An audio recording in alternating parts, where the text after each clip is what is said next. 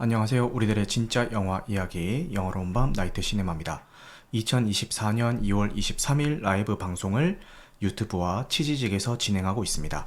캐스트로 들으시는 분들 중에서 바쁘신 분들은 1.2배속이나 1.25배속으로 청취하실 것을 권장드리고요. 유튜브로 시청하시는 분들은 백그라운드 재생으로 음성만 들으셔도 무방합니다. 추천과 구독은 큰 힘이 되니까요. 잘 부탁드리겠습니다. 본격적으로 시작하기 전에 먼저 좀 말씀드리고 싶은 게 있는데 네이버 오디오 클립에도 팟캐스트 컨텐츠로 나이트 시네마를 업로드를 하고 있습니다. 최근에 댓글이 하나 달렸더라고요. 근데 댓글의 내용이 제가 아가일 리뷰를 할 때 아가일이라는 작품에 대한 이야기보다는 그 여자 주인공에 대한 외모나 뭐 몸매, 남자 주인공의 탈모, 뭐 이런 배우들의 외적인 것들에 대한 언급이 너무 길어서 좀 불편했다. 이런 댓글이 달렸더라고요. 그래서 그걸 들으면서 좀 반성을 했습니다. 사실 배우라는 직업이요. 보여지는 직업이기도 하고 그 작품에서 본인이 맡은 캐릭터와 얼마나 잘 어울리는 외모를 가꿨느냐도 중요하기 때문에 그 작품 속에서 나오는 배우의 외모에 대한 언급은 피해갈 수가 없습니다. 이거는 뭐 이거를 이야기했다라고 해서 뭐 잘못된 건 아니에요. 그 자체만으로는. 그런데 제가 그날 리뷰했던 그 제 내용을 들어보니까 이게 작품을 위한 평가라기보다는 너무 제 개인적인 감정에 좀 치우쳐져 있다라는 느낌이 들으면서 저도 좀 생각이 들더라고요. 그래서 그 댓글로 인해서 조금 생각할 수 있는 계기가 되었던 것 같습니다. 어쨌든 댓글 남겨주신 분 감사하고, 그리고 그분이 되게 감사했던 게 뭐냐면은 오늘 이 에피소드는 여기까지만 들을게요 라는 식으로 댓글을 남겨주셨단 말이에요. 그 얘기는 당신 감히 이런 소리를 해? 손절, 구독 취소 이게 아니라 그냥 제가 느끼기에는 당신 원래 안 이랬잖아. 근데 오늘은 왜 이래?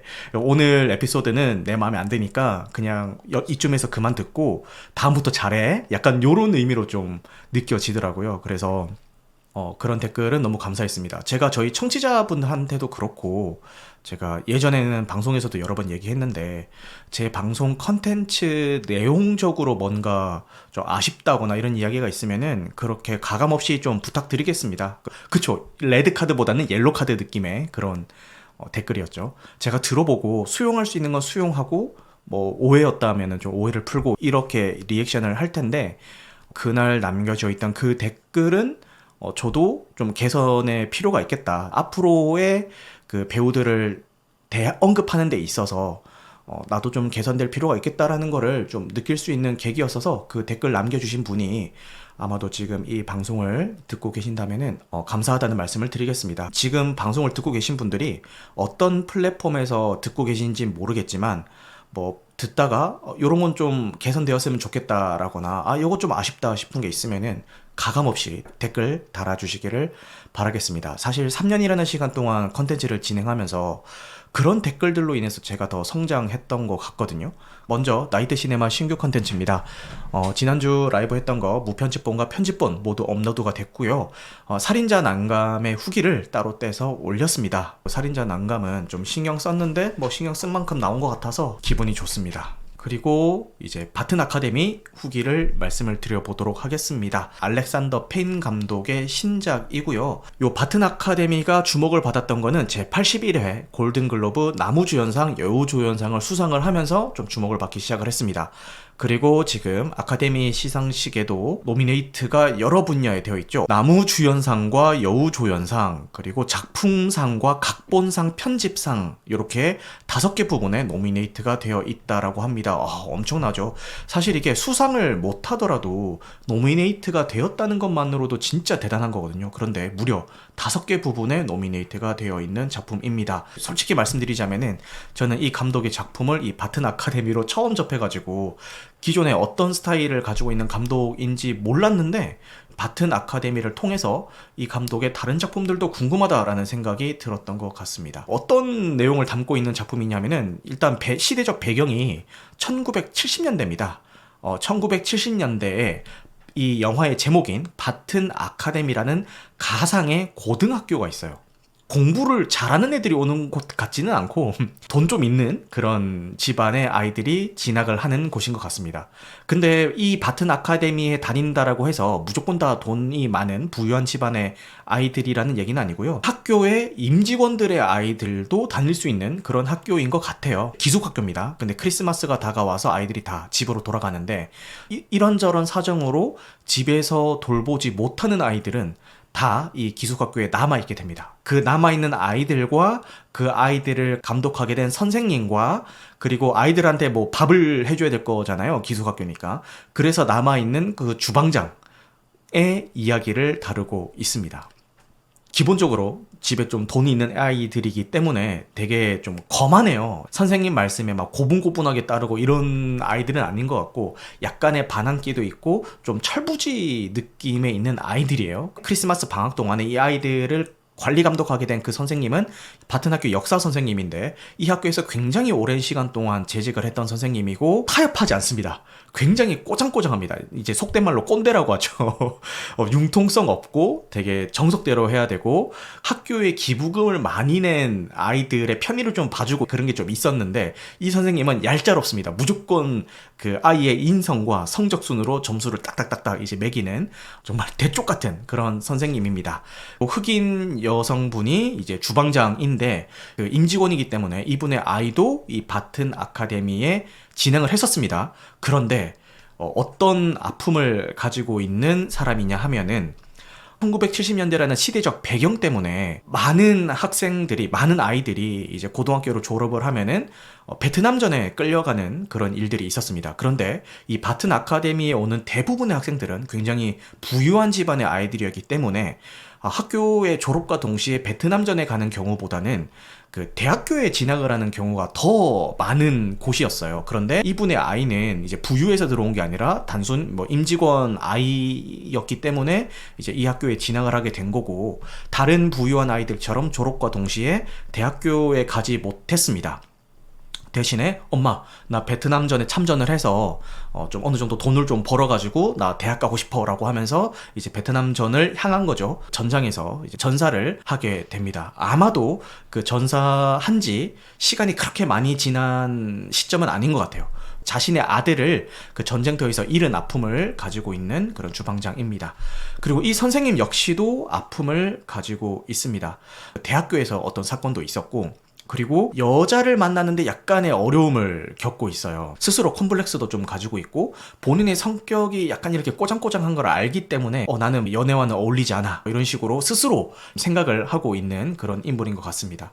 털리라는 이 학생은 엄마가 재혼을 했어요. 원래 자기를 낳아준 친부와 엄마가 이혼을 했다가 이제 엄마는 돈 많은 어떤 새아버지랑 이제 재혼을 했습니다.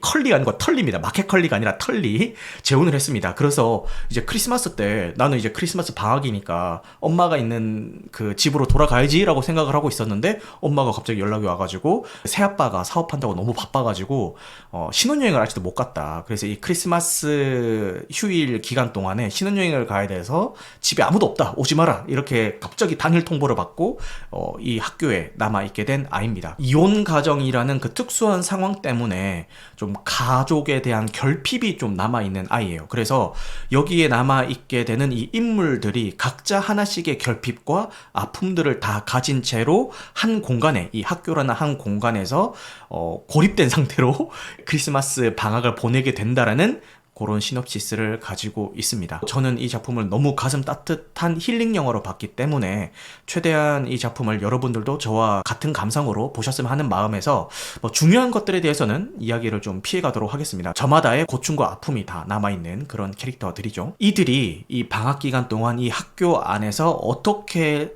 서로의 상처를 보듬어주고 연대해 나가는지에 대한 이야기를 매우 따뜻한 시선으로 그리고 있는 작품입니다. 요게 배경이 크리스마스이기 때문에 실외를 잡을 때는 대부분 눈이 소복하게 쌓인 그런 배경들을 다루고 있습니다.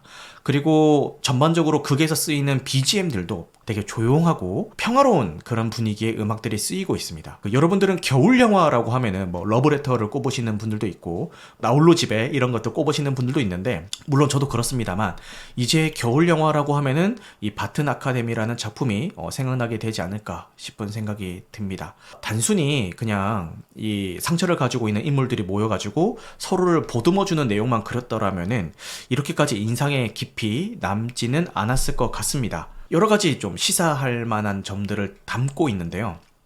그 중에서 하나만 소개를 해드리자면은, 타인을 이해한다라는 게 얼마나 어려운 건가에 대한 이야기를 좀 하고 있는 것 같아요. 각자의 시선으로 서로를 바라볼 때는 쟤는 왜 저러지? 아우, 답답해. 이런 경우들이 굉장히 많이 생깁니다. 그래서 그 과정에서 오해가 발생하기도 하고 다툼이 발생하기도 하고 우여곡절들을 겪게 됩니다. 그 사람이 왜 그런 행동을 했는지에 대한 그런 속사정들을 알고 보면은 그럴만도 하겠다라고 서로 이해할 수 있는 부분인데, 그 서로의 속사정을 이해하기까지가 얼마나 힘든지에 대한 그런 이야기도 담고 있는 것 같습니다. 근데 이게 타인을 이해한다라는 게 어렵다는 이유가 단순히 내가 관심이 없어서, 내가 알기 싫어서 뭐 그렇다는 게 아니라 환경적으로 서로를 이해할 수밖에 없는 그 환경이 조성되어 있는 경우도 있지 않나라는 생각이 들었습니다. 어떤 에피소드가 있냐면은 제자와 선생님 둘이서 잠깐 외출을 해서 펍 같은 데 들어가는 그런 장면이 나와요. 펍 안에서 이제 서로 뭐 맥주도 먹고 이렇게 하다가 시비가 붙습니다. 요 학생이 시비가 붙습니다. 시비가 붙은 그 불량배가 한쪽 손이 없어요. 한쪽 손에 그 후크 선장처럼 갈고리를 달고 있어요. 가까스로 그 위기를 모면하고 밖으로 빠져나오면서 이제 학생이 막 투덜거립니다. 아우, 저 양아치 새끼들 이러면서 엄청 막 투덜거리는데, 이 선생님이 그때 어떤 이야기를 해주냐면은, 너는 베트남전에 참전했다가 한쪽 손을 잃은 사람을 본 적이 있니? 라는 뉘앙스의 이야기를 해줍니다. 그러니까 얘는 기존에 부유한 집에서 살아왔고 내 주변에는 다 나와 같은 아이들밖에 없었을 겁니다. 나와 같이 똑같이 부유한 환경에서 자라온 아이들이 부유한 애들만 모이는 그 학교에 모여가지고 그렇게 생활을 했을 거예요. 그렇기 때문에 내 주변에는 베트남전에 끌려간 친구들도 없었을 거고, 그런 환경에 대한 생각 자체를 못할 수밖에 없는 그런 환경에서 성장을 해왔겠죠. 성장 환경만 보면은 베트남전에 참전했다가 손을 잃고 이런 사연을 알 수도 없었을 뿐더러 알 필요도 없었을 거예요. 그래서 저 사람이 왜 손을 잃었는지, 이 학교 바깥에 어떤 사람들이 어떤 환경에서 살고 있는지에 대해서 이 아이는 성장 과정에서 접할 기회가 없었을 겁니다. 그래서 그게 이 아이가 아직 미성숙하고 나쁜 아이라서 그런 걸 이해 못하는 게 아니라, 이 아이가 자라온 그 환경이 그런 것들을 모를 수밖에 없는 환경에서 자라오지 않았을까라는 생각을 들게 하더라고요. 그래서 가끔 보면은 그 정치인들이나 기업의 굉장히 높은 위치에 있는 분들이 우리의 상식 선상에서는 도저히 이해할 수 없는 그런 결정들을 내리곤 하잖아요. 일반 대중들이 보면서 저 사람은 왜 저러지?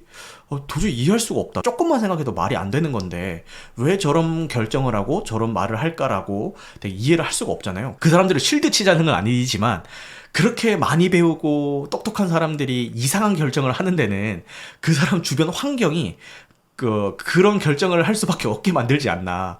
그런 생각도 좀 들었습니다. 물론 그게 옳다는 건 아닙니다. 옳다는 건 아니고, 그렇기 때문에 일반 대중들의 입장에서는 이해할 수 없는 그런, 행동들을 하지 않나. 그런 생각이 들었습니다. 그렇게 부유한 환경에서 잘 배우고 높이 올라간 그 사람들의 입장에서 일반 대중들이 하는 이야기를 들으면 똑같은 생각을 하겠죠.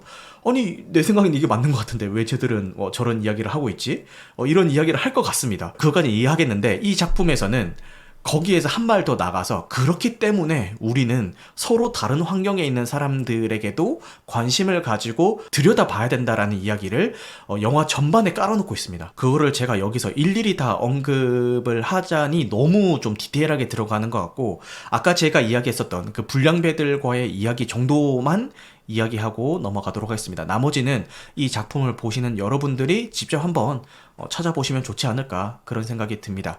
영화 정말 좋고 연출도 좋고 촬영도 좋고 이 인물들의 심리 묘사도 좋고 이 인물들이 서로 어떻게 마찰을 겪고 어떻게 서로를 이해해 나가는지 그 과정을 그린 것도 좋고 너무 좋아서 완전 힐링 영화입니다. 정말 자극적인 영화들에 절어져 있던 분들은 이 작품을 통해서 인류애를 느낄 수 있는 그런 힐링 영화인데 너무 아쉬운 게 상영관이 없어요. 와, 그게 진짜 아쉽습니다. 상영관이 있다 한들 상영 횟수가 너무 적어요. 나중에 OTT로도 보셔도 좋으니까 꼭 한번 보셨으면 좋겠는 그런 작품입니다. 한 가지 포인트를 말씀을 드리자면은 후반부에 가면은 이 등장인물 3명이서 고급 레스토랑 같은 데 가가지고 체리 주빌레를 주문하는 장면이 나와요. 그게 어떤 맥락의 장면인지는 설명드리지 않을 테니까요. 나중에라도 이 영화를 보시는 분들은 이 체리 주빌레를 주문하는 그 시퀀스가 이 영화에 왜 필요했는지에 대해서 생각을 하면서 감상을 하셨으면 좋겠고요. 영화가 오프닝과 엔딩이 제일 중요하잖아요. 모든 영화가. 근데 이 영화의 오프닝이 어떻게 시작을 하냐면은 성가대로 보이는 학생들이 다 같이 이렇게 화음을 맞춰가지고 합창을 하는 그 장면으로 시작이 됩니다. 왜 이 감독은 오프닝에서 굳이 그 성가대 장면을 넣었을까? 왜냐면은 그 성가대 멤버들이 이 뒤에 뭐 영화에 다시 나오다든가 뭐 그러진 않아요. 그냥 그 성가대 장면만 찍고 그냥 끝나요. 근데 이 감독은 왜 그 중요한 오프닝 씬에 그 성가대가 다 같이 화음을 맞추면서 노래하는 장면을 넣었을까? 그런 거에 대해서 한번 곰곰이 생각하면서 보셨으면 좋겠습니다. 이렇게 바튼 아카데미에 대한 후기는 여기까지 하도록 하고요. 진짜 인류에 충전할 수 있는 너무 좋은 작품이니까 나중에 뭐 OTT로라도 꼭 한번 보셨으면 좋겠습니다. 이번 주 개봉작 소개와 OTT 공개작 소개 그리고 뉴스 소개까지 다 마친 다음에 파묘 이야기를 해보도록 하겠습니다. 스포일러를 포함해서 진행할 거기 때문에 이 뒤쪽에 배치를 하는 게 라이브로 들으시는 분들이나 방송을 들으시는 분들에게 좀 더 좋을 거라고 생각해서 그렇게 진행하겠습니다. 먼저 이번 주 개봉작입니다. 엄청난 화제몰이를 하고 있죠. 듄 파트 2가 개봉을 합니다. 정식 개봉일은 수요일인데 전날인 화요일 저녁 시간대 오후 7시 때 포진이 되어 있던데 저녁 시간대에 아이맥스나 돌비관에서 이제 전야제 상영이라고 해서 그렇게 상영을 하죠. 굳이 나는 미리 좀 보고 싶다 이런 분들은 그런 전야 상영으로 보셔도 되는데 주의하실 점이 이렇게 전야 상영으로 보게 되면은 정식 개봉일 날부터 주기 시작하는 포스터라든가 그런 굿즈들을 받을 수 있는 확률이 없습니다. 포스터는 뭐 수요일부터 주겠다 이런 공지가 있는 걸로 봐서는 아마도 높은 확률로 굿즈를 안 주지 않을까 이런 생각이 듭니다. 그래서 지금 뭐 티모시 셀라메부터 시작해서 젠다이아까지 전부 다 방한을 해가지고 난리가 났죠. 1편 흥행 성적이 국내 기준으로 160만이었나 그랬던 것 같은데 어쨌든 높은 성적을 거두진 못했습니다만 듄 파트 2의 지금 분위기만 봐서는 꽤 흥행하지 않을까라는 생각이 듭니다. 해외 평가도 굉장히 좋고 국내 시사회 평가도 굉장히 좋고 그리고 이 인기 배우들이 방한을 해서 지금 굉장히 여론몰이를 하고 있기 때문에 흥행이 되지 않을까 그런 생각이 들고 저 같은 경우는 그 화요일 날 저녁 시간대에 예매를 해놨는데 지금 저희 애가 방학이에요. 그래서 하루 종일 집에 있습니다. 그렇기 때문에 과연 퇴근 후에 영화를 보고 집에 오는 게 허락이 될지 잘 모르겠습니다만 당일날 취소를 하는 한이 있더라도 예매는 해놨습니다. 파트 1은 저도 이제 극장에서 2번 볼 정도로 너무 좋아했지만 좀 호불호가 많이 갈리긴 했죠. 본격적인 이야기가 시작될 것 같더니 그냥 영화 끝나버리냐 이러면서 되게 아쉬움을 표하는 분들이 많으셨는데 듄 파트 2는 방대한 이야기를 담고 있다고 하니까 뭐 다들 기대해보셨으면 좋겠습니다. 그리고 뭐 그런 거 있잖아요. 아이맥스에서 봐야 되냐 돌비관에서 봐야 되냐 뭐 이런 이야기들이 많은데 뭐 저 같은 경우는 기왕이면은 아이맥스를 좀 선호하는 편이긴 해요. 아무래도 위아래로 잘리는 화면이 있다 보니까 아이맥스를 좀 선호하는 편이긴 합니다만 그런 분들이 있어요. 간혹 가다가 아이맥스에서 본 게 아니면은 이 영화 본 거 아니다 뭐 이런 식으로 좀 너무 좀 강하게 주장하시는 분들이 있는데 그러진 않았으면 좋겠습니다. 물론 뭐 기왕 시간 내고 내 돈 내고 보는 거 좋은 환경에서 보면은 당연히 더 좋죠. 근데 그렇다라고 해서 뭐 아이맥스에서 안 보면은 뭐 본 거 취급도 안 해주니 뭐 이런 이야기는 좀 너무 오버하는 거 아닌가 이런 생각이 좀 들기는 합니다. 윤가님이 첫 번째는 아이맥스 두 번째는 돌비 보면 안 되나요? 라는데 정답입니다. 역시 제 방송에 청취자다우십니다. 아주 바른 자세입니다. 자, 그 다음에 중경상님이 재개봉을 합니다. 요거는 제가 왓챠 파티를 해가지고 저희 그 청취자분들과 다 같이 봤던 작품이긴 한데, 솔직한 제 감상엔 한 중반부까지는 이게 뭐야 싶었어요. 소신발언하겠습니다. 너무 그 스타일에 치중되어 있는 그런 느낌? 솔직히 내 타입은 아닌데? 라는 생각이 들었는데, 양조위는 진짜 치트키인 것 같아요. 그 양조위 등장신 하나만으로 모든 게 다 용서가 되었던 그런 작품으로 기억이 됩니다. 그래서 한 중반까지 그 아쉬웠던 그런 것들이 그 후반부의 양조위 하나 때문에 상쇄가 된 그런 느낌이 있는 그런 작품이었습니다. 굳이 무리해서 극장에서 보지 않으셔도 이미 많은 OTT에 올라와 있기 때문에 몇 번 상영도 안 하더라고요. 보니까 재개봉이다 보니까 극장 갈 여력이 안 되시는 분들은 그냥 집에서 OTT로 보셔도 되지 않을까 그런 생각이 듭니다. 자, 그 다음에 이번 주 OTT 공개작을 소개를 해드리겠습니다. 3월 1일에 송중기 배우 주연의 로기완이 넷플릭스를 통해서 공개가 됩니다. 시리즈물은 아니고 영화인 것 같고요. 이게 원작 소설이 있죠. 근데 원작 소설을 보신 분들은 대체 이거를 어떻게 영화로 풀어내려고 하나 이런 우려도 좀 많이 하시던데, 원작 소설의 내용이 어떻고 이런 것들은 잘 모르겠어요. 어쨌든 넷플릭스를 통해서 공개가 된다고 하니까 뭐 공개가 되면은 저도 한번 보도록 하겠습니다. 그 다음에 스파이더맨 홈커밍과 파프롬 홈이 3월 1일 날 넷플릭스에 등록이 됩니다. 이거 저도 되게 좋아하는 작품이에요. 최근 들어서 제가 좀 궁금한 게, 우리 애도 이제 좀 커서 영화 내용을 어느 정도 이해하면서 보는 나이가 됐단 말이죠. 우리 애랑 같이 과거에 내가 열광했었던 그 MCU 시리즈들을 다시 정주행한다면은 우리 애는 이 MCU를 어떻게 받아들일지가 너무 궁금한 거예요. 물론 관람 등급이 된다면은 그렇게 한번 봐볼까?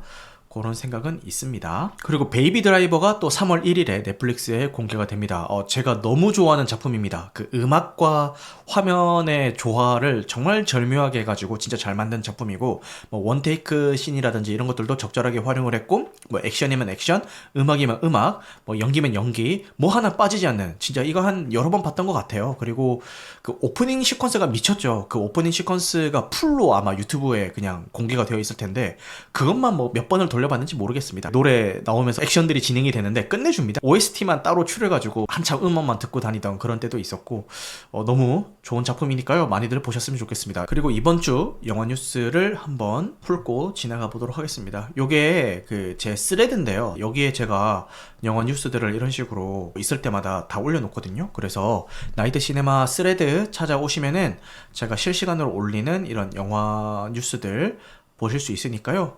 스레드 팔로우 많이 해주셨으면 좋겠습니다. 자, 이번 주 뉴스는 앤 해서웨이 주연의 영화 마더스가 3월 개봉이 확정이 되었다고 합니다. 마더스는 서스펜스 스릴러 영화로 행복한 가정을 꾸리고 살던 앨리스가 절친한 이웃 셀린의 아이에게 벌어진 사고를 목격한 후 수상할 일들에 휘말리게 되는 이야기다라고 하네요. 여기서 앨리스의 역할을 앤 해서웨이가 맡았고요. 셀리는 제시카 차스테인이 맡았습니다. 둘 다 연기파 배우죠. 이 둘이 이 영화에서 어떤 서스펜스 스릴러를 꾸려갈지 한번 주목해 보셨으면 좋겠습니다. 3월에 개봉한다라고 합니다. 그리고 전도연 배우가 27년 만에 연극 무대에 서게 되었습니다. 6월에 개막하는 벚꽃동산이라는 작품에 출연을 하게 되었는데요. 좀 이례적인 행보죠. 그래서 갑자기 연극을? 그러니까 왜냐면은 뭐 송강호 배우도 그렇고 영화만 찍던 배우들이 이제 드라마로 가는 경우들은 왕왕 있어 왔어요. 근데 갑자기 연극으로 가는 경우는 좀 흔치 않은 경우라서 왜 이런 결정을 했는지 좀 의아하긴 한데, 어쨌든 뭐 본인의 어떤 연기에 대한 열망 같은 게 있었겠죠. 그래서 요 연극 좋아하시는 분들, 그리고 전도연 배우의 팬분들은 6월에 개막하는 벚꽃동산 한번 기대해 보셨으면 좋겠습니다. 그리고 블레이드 러너 2049의 속편이 이제 제작이 되고 있습니다. 블레이드 러너 2099라고 하고요. 전작으로부터 50년 뒤의 이야기를 그린다라고 합니다. 요게 영화가 아니고 시리즈물이라고 하거든요. 헐리우드 팝 때문에 제작이 중단이 됐다가 제작 재개를 했다라고 하니까요. 요거 한번 기다려 보시면 좋을 것 같습니다. 그리고 제가 좋아하는 배우죠. 고민시 배우가 서진인의 2에 합류하기로 했다라고 합니다. BTS B가 지금 아마 입대를 했을 건데 그 빈자리를 고민시 배우가 차지한다라고 하네요. 저는 고민시 배우가 나온다는 그 이유 하나만으로도 한번 주목해 보도록 하겠습니다. 그리고 게임 좋아하시는 분들은 많이 아시는 보더랜드 시리즈가 있죠. 콘솔 게임이나 뭐 이런 게임 좋아하시는 분들은 많이들 애정하시는 그런 게임 시리즈입니다. 보더랜드가 실사화가 되어서 영화로 제작이 된다고 하는데 요거 예고편이 굉장히 흥미롭습니다. 가디언즈 오브 갤럭시 시리즈도 어느 정도 연상이 되고 그리고 원작의 분위기를 어느 정도 잘 살려준 것 같아서 한번 기대를 해보도록 하겠습니다. 그리고 더 퍼스트 슬램덩크가 드디어 29일날 VOD 서비스를 시작한다라고 합니다. 정액제에 들어오는 거는 모르겠네요. 근데 제가 이 뉴스를 보자마자 블루레이 예약 구매해놨던 거를 취소를 했습니다. 뭐냐면은 일본 현지에 발매되는 블루레이는 4K로 발매가 됐는데 국내는 갑자기 뜬금없이 FHD 화질로 발매가 된 거예요. 가격도 엄청 비싸게 해서 이렇게 발매가 됐어요. 그럼에도 불구하고 어쨌든 국내에 정발되는 블루레이니까 빨리 다시 보고 싶은 마음에 예약 구매 시작을 해놨는데 이 IPTV로 공개가 되면은 굳이 FHD 블루레이를 제가 그 돈 주고 살 이유는 없다라는 생각이 들어서 바로 예약 구매 취소를 해버리고 IPTV나 뭐 VOD로 공개가 되면은 그거 개별 구매해서 그냥 집에서 마음껏 돌려보는 게 낫지 않나. 그리고 4K 블루레이가 국내 정발될 때까지 좀 느긋하게 그거 보면서 기다리면 되지 않나 라는 생각이 들어서 예약 구매 그냥 취소를 해버렸습니다. 그리고 고질라 앤 콩의 신작이 북미 기준으로 3월 29일날 극장 개봉을 하게 된다라고 합니다. 요게 진짜 거대 괴수들이 치고 박는 거를 극장 경험으로 볼 수 있는 시리즈가 잘 없죠. 그 중에 하나가 요 고질라 앤 콩 요 시리즈인 것 같은데 국내도 아마 요 비슷한 시기에 개봉을 하게 될 것 같은데 이런 게 바로 극장용 영화가 아니겠습니까? 그죠? 그래서 돌비건에서 보시면서 그 거대한 크리처들의 그 웅장한 사운드를 즐기시는 것도 좋을 것 같고 아니면 아이맥스로 보시면서 그 거대한 크리처들이 가득 채운 그 스크린을 즐기시는 것도 좋을 것 같으니까요. 요거 극장 개봉을 기다려 보도록 하겠습니다. 네, 이렇게 영화 뉴스 소개는 마무리를 하고요. 이제 파묘 이야기를 좀 해보도록 하겠습니다. 라이브 진행 시 너무 횡설수설하여 편집 과정에서 도저히 살릴 수 없다고 판단했습니다. 대신 따로 녹음한 내용을 첨부하겠습니다. 양해 부탁드립니다. 안녕하세요. 보통 사람들의 영화수다 나이트 시네마입니다. 검은 사제들과 사바하로 국내 오컬트 매니아들의 사랑을 받은 장재현 감독의 신작 파묘를 보고 왔습니다. 결론부터 말씀드리자면은 아쉬운 부분도 분명 존재했지만 이 영화가 가지고 있는 장점들 덕분에 만족스럽게 관람하고 나왔습니다.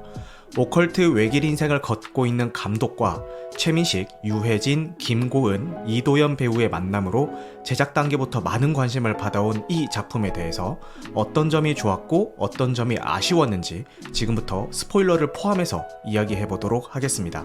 먼저 이 영화를 봤다고 했을 때 얼마나 무섭냐는 질문을 가장 많이 받은 것 같습니다. 영화가 관객에게 공포심을 주는 방법은 여러 가지가 있는데요. 최근 한국 공포 영화에서 많이 사용하는 방식은 점프스케어라고 불리는 깜짝 놀라게 하는 방식이었습니다. 개인적으로는 점프스케어 장면이 나오면 팝콘을 다 집어 던질 정도로 정말 싫어하는 그런 방식인데요. 이 영화에서도 한두 번 사용되기는 하지만 저 같은 쫄보도 흠칫 정도 하고 말 정도에서 그쳤습니다. 알 수 없는 것에 대해서 공포감을 조성한 후 영화가 끝나고 난 뒤에도 찝찝한 공포감이 가시지 않게 하는 작품들도 많죠. 한국 영화 중에서는 곡성이 대표적일 것 같은데요. 이 영화는 사건의 원인과 과정, 결과가 명확하기 때문에 그런 공포와는 결이 다른 작품이라는 생각이 듭니다. 그렇다면은 안 무서웠다는 이야기냐고 반문하실 수도 있을 것 같은데요. 공포감보다는 긴장감에 중점을 둔 작품이라고 이야기하는 것이 맞을 것 같습니다. 빌런으로 분류될 수 있는 것들의 실체를 비교적 빨리 공개를 해버리고 상영 시간 내내 긴박하게 흘러가는 내 인물의 고군분투를 보여주면서 보는 이로 하여금 손에 땀을 쥐게 만드는 연출들이 훌륭하다라고 느껴졌습니다. 이 작품이 만족스러웠던 큰 이유 중에 하나는 캐릭터 구축과 캐스팅입니다. 김고은, 이도현 배우가 연기하는 화림과 봉길은 꽤 인지도 있는 젊은 무당 콤비입니다. 이 둘은 기존 한국 영화에서 다루는 무당의 이미지에서 탈피한 새로운 모습을 보여줍니다. 체력 관리를 위해서 힙한 헬스장에서 운동을 한다거나 고무신이 아닌 캔버스화를 신고 마샬 스피커를 사용하는 구판의 연출은 기성세대가 어색하게 끼워 맞춘 신세대 이미지라기보다는 진짜 요즘 세대 무당들은 저럴 것 같다라는 모습을 센스 있게 연출을 하였습니다. 최민식 배우가 연기하는 풍수사 상덕은 전체적인 극의 흐름을 이끌어가는 인물입니다. 오컬트 장르의 특성상 논리적으로는 설명하기 힘든 사건들이 연속되는데 주인공 무리에서 상덕이 중심을 잘 잡아주기 때문에 이질감 없이 극이 전개가 된다라고 느꼈습니다. 상덕이 계속 피우는 권렬형 전자담배도 흥미롭게 보였는데요. 이거는 좀 끼워 맞추기식이 될 수도 있으니까 미리 양해를 부탁드리겠습니다. 작품에서 중요한 요소로 사용되는 음량 오행에서 전자담배 본체는 쇠, 담뱃잎은 목, 담뱃잎을 태우는 열은 화, 담배를 입에 물었을 때 묻는 침은 술을 나타낸 게 아닌가라는 생각이 들었습니다. 유해진 배우가 연기하는 영근은 대통령장의 염까지 진행했을 정도로 이름 있는 장의사입니다. 상덕과는 막역한 사이로 그려지고요. 다소 심각해질 수 있는 극의 분위기를 환기시켜주는 역할과 동시에 중요한 순간에 결정적인 어시스트를 하는 없어서는 안 될 인물입니다. 이런 인물들의 관계는 차로 설명이 됩니다. 초반에는 활인과 봉길, 상덕과 영근이 짝을 지어서 차로 이동하지만 무덤 사전 답사를 마친 이들이 파묘를 진행할 수 없다는 상덕을 설득하면서부터 한 차에 타게 됩니다. 이때 인물들이 차에 타는 위치가 흥미로운데요. 운전석에 탄 상덕은 앞으로 일어나는 사건들의 운전대를 잡은 인물이라는 것을 암시하고 조수석에 탄 영근은 상덕 옆에 바로 붙어서 도와주게 될 인물이라는 것을 암시합니다. 조수석 다음 상석인 조수석 뒷자리에는 살짝 떨어진 곳에서 활약하게 될 활임이, 그 다음 상석인 운전석 뒷자리에는 아예 멀리 떨어진 곳에 있게 될 봉길이 타게 됩니다. 앞서 말씀드린 것처럼 이 영화는 사건의 원인과 과정, 결과가 명확한 작품입니다. 따라서 해석의 여지를 남겨두기보다는 감독이 하고 싶었던 이야기를 명확하게 전달하고 있는 느낌이 듭니다. 처음에는 단순히 의뢰인의 조상귀신을 물리치는 이야기처럼 그려지지만 영화의 중반부부터 일제시대에 남겨진 정령과 맞서 싸우는 이야기로 급선회가 됩니다. 이 부분에서 영화에 대한 평가가 갈리는 것 같습니다. 오컬트적인 분위기를 잘 빌드업 해나가다가 갑자기 크리처물로 장르가 바뀌어버려서 기대했던 바를 벗어났다고 생각하시는 분들이 불호의 이야기를 하시는 것 같은데요. 저 역시 갑자기 바뀌는 분위기에 당황하긴 했지만 그렇다라고 해서 영화 전체적인 평가가 깎일 정도로 아쉬운 건 아니었습니다. 결국 감독이 말하고 싶었던 것은 중반부부터 벌어지는 이야기일 텐데요. 정령과 활임이 대치하였을 때 왜 총포 소리가 들리지 않는가라는 정령의 질문에 전쟁은 끝났다라고 활임이 대답을 합니다.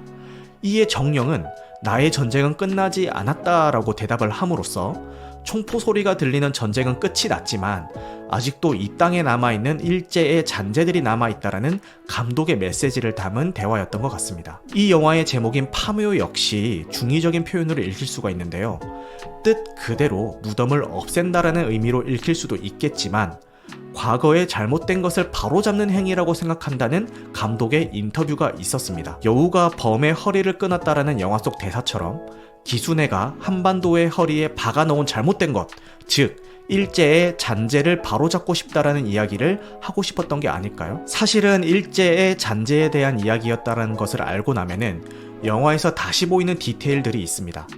먼저 오프닝부터 말씀을 드리자면은 LA로 향하는 비행기에 타고 있는 활임에게 승무원이 일본어로 말을 걸자 활임이 한국인이라고 이야기했음에도 승무원이 계속 일본어로 응대하는 장면이 나옵니다. 처음에는 국적 상관없이 그냥 일본어 잘하니까 계속 일본어로 응대한 거겠거니 생각을 했는데 파묘를 다시 보니까 그 장면에서 활임이 굉장히 불쾌한 표정을 짓습니다. 앞으로 일어날 이야기가 사실은 한국과 일본에 관련된 이야기라는 것을 짧은 순간에 설명해주는 오프닝이었던 것 같습니다. 상덕의 딸의 결혼식 사진 촬영 장면으로 끝이 나는 엔딩도 다시 보였는데요. 처음에는 그냥 그런 해피엔딩으로 그려놓은 것 같아서 실망스러웠습니다. 그런데 과거 독립운동가들이 거사를 치르기 전이나 후에 말끔하게 차려입고 단체 사진을 남겼듯이 일상생활에서 가장 말끔하게 차려입는 결혼식장에서 주인공 일행도 함께 단체 사진을 남겼다는 걸 보여주며 영화의 끝을 맺은 게 아닌가라는 생각이 들더라고요. 상덕이 파묘한 자리에 100원짜리 동전을 던지는 장면도 다시 보입니다. 100원에 새겨진 인물은 이순신 장군이고 상덕을 연기한 최민식 배우 역시 영화 명량에서 이순신 장군을 연기한 적이 있습니다. 배우의 필모그래피를 활용한 의도치 않은 재밌는 설정으로 보여지네요. 실제 독립운동가들의 이름을 따서 캐릭터들의 이름을 지은 것은 이미 유명한 사실입니다. 김상덕, 고영근, 이화림, 윤봉길 모두 일제에 맞서 싸운 실제 독립운동가 분들이십니다. 마지막에 정령을 물리치는 피 묻은 곡괭이 자루에도 독립운동가들의 이름이 새겨져 있습니다. 영화상에 나오는 절 이름이 보국사는 한자 뜻 그대로 나라를 지킨다는 뜻을 가지고 있고, 보국사를 창건하신 스님의 이름인 원봉 역시 독립운동가 김원봉의 이름을 따르고 있습니다. 도굴꾼 무리의 이름이 철혈단이라고 언급이 되는데, 철혈단은 실제 독립운동 단체의 이름입니다. 이들은 대부분 체포되거나 북으로 갔다라고 스님이 언급을 하는데, 북으로 갔다라는 것은 간도 독립운동을 뜻하는 것입니다. 극중에 등장하는 운구차의 차번호는 1945이고요. 광복 연도를 나타내는 거겠죠. 상덕의 차번호인 081호는 광복절을, 화림의 차량 번호인 0301은 3.1절을 의미하게 됩니다. 매력적인 세계관과 캐릭터들을 한 작품에서 마무리하기 아쉬웠는지 작품에는 차기작들에 대한 여러 가지 떡밥들이 남겨져 있습니다. 화림이 과거에 일본에서 겪었던 일, 3년 전에 이 4인방이 뭉쳤던 사건, 봉길이 신병을 얻어서 야구를 그만두게 된 사연, 김선영 배우가 연기한 광심이 임신한 아이의 이야기, 광심과 함께 화림을 도우러 온 학생무당 자해의 이야기. 물론 이런 설정들이 추후에 모두 활용될지는 알 수 없습니다만, 저 역시 이 설정과 캐릭터들을 한 작품에서만 보기는 아쉽다라는 기분이 듭니다. 파묘의 흥행 추세가 긍정적이니 추후에 반가운 소식을 기다려보도록 하겠습니다. 이상 파묘에 대한 이야기를 마치도록 하겠습니다. 영화 같은 밤 되시길 바라겠습니다. 감사합니다. 늦은 시간까지 함께 해주셔서 너무너무 감사합니다. 오늘 방송된 내용은 편집 과정을 거쳐서 유튜브와 각종 팟캐스트 플랫폼에 업로드될 예정입니다. 무편집본은 유튜브 멤버십 월 1990원 혹은 팟빵에서 건당 300원에 청취가 가능하십니다. 여러분들 영화 같은 밤 되시길 바라겠습니다. 감사합니다.